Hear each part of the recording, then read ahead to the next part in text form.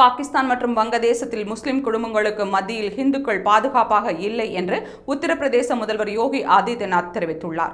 டெல்லியில் நடந்த ANI podcast நிகழ்ச்சியில் கலந்து கொண்டு பேசிய யோகி, உத்தரப்பிரதேசத்தில் இந்துக்கள் பாதுகாப்பாக இருந்தால் முஸ்லிம்களும் பாதுகாப்பாக இருப்பார்கள். 2017க்கு முன்பு நடந்த மத கலவரங்களின் போது இந்துக்களின் கடைகள் எரியும் போது முஸ்லிம்களின் கடைகளும் எரியும். அதே சமயம் முஸ்லிம்களின் வீடுகள் தாக்கப்படும் போது இந்துக்களின் வீடுகளும் தாக்கப்படும். ஆனால் 2017க்கு பிறகு பாஜக ஆட்சிக்கு வந்தவுடன் மத கலவரங்கள் முற்றிலுமாக நிறுத்தப்பட்டுள்ளன. உத்தரப்பிரதேசத்தில் வாழும் இஸ்லாமியர்கள் முழு மத சுதந்திரத்துடன் மிகவும் பாதுகாப்பாக உள்ளனர். குறிப்பாக வங்கதேசத்தில் 100 முஸ்லிம் குடும்பங்களுக்கு மத்தியில் 50 இந்துக்களால் பாதுகாப்பாக வாழ முடியவில்லை.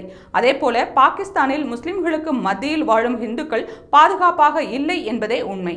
இஸ்லாமிய மத கொள்கைகளுக்கு எதிராக இந்துக்களின் வழிபாட்டு தலங்களில் மசூதிகள் கட்டப்பட்டுள்ளன என்று தெரிவித்தார். மேலும் சம்பலில் 64 வழிபாட்டு தலங்கள் இருந்த நிலையில் 54 வழிபாட்டு தலங்கள் கண்டுபிடிக்கப்பட்டுள்ளது என்றும், சம்பலில் என்ன நடந்தது என்பதை உலகத்திற்கு தெரிவிப்போம் என்றும் யோகி ஆதித்யநாத் கூறினார்.